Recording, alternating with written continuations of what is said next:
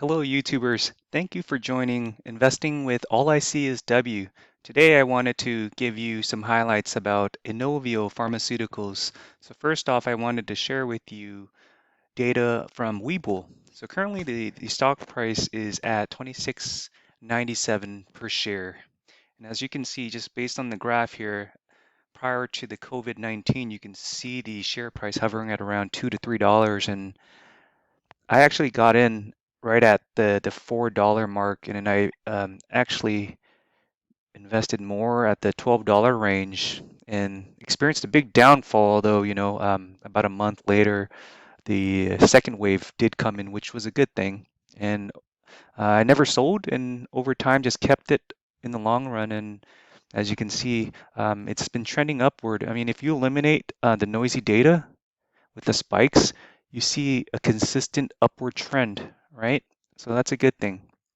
All right, so that's all I wanted to share with you here, and wanted to say that, currently the big bucket right now is on the hold. So if you are satisfied with, your share price, then just consider holding on to Inovio to your target price. So for example, if you set your target price to like 45, depending on what you got in at, you can get out at $45 and make the positive proceeds there. But, for investors like me, I would set a even higher price target. My goal is up in the triple digit range, about $100.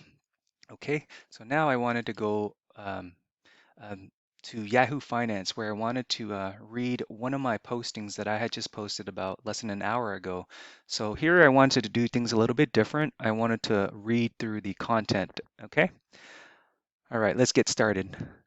I suspect in clinical trials phase 2 and 3, a myriad of vaccine companies will have to make small modifications to their vaccine due to safety concerns. What this means is longer delay times, and companies will be pressured to file regulatory submissions for FDA's review. Did you know that RNA is very unstable at the molecular level? If you're curious about the actual science, you can watch Kate's presentation at UC Davis, where the entire community discussed the concerns around unstable RNA in vivo.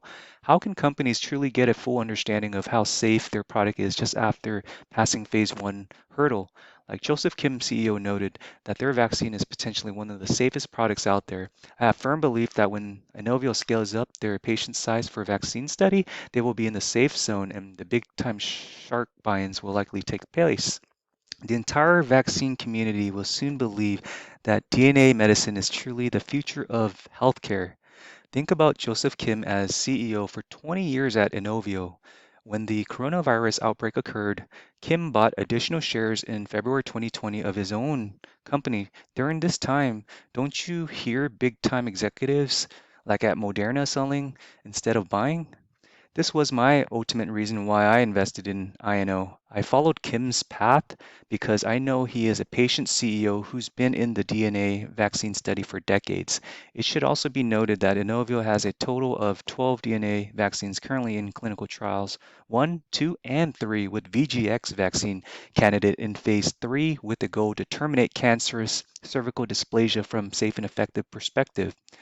With Kim as a chemical engineer at heart, I feel like he knows the INO 4800 vaccine down to a science. I also feel like he's leading the team in the right direction with 20 years of experience at Inovio. Everyone trusts and respects Joseph Kim. When Joseph Kim discussed with Trump at the White House in Q1, I knew from that point on that Inovio is the one for the future. Keep it sailing. We got through the Citron adversity early on, and I know that really put a toll on Inovio to focus on what really matters. The key is to remain focused and work extremely hard, like what Elon Musk would say. Put in the 80 hours every week as it will pay off in the end. Musk would also note that for any business to achieve success, you have to make a product that is much better than your competitors, and that is why Tesla stands out so much. Inovio is similar to Tesla because it is very attractive. What I mean by attractive from a vaccine perspective is its safety characteristics demonstrated in clinical trials.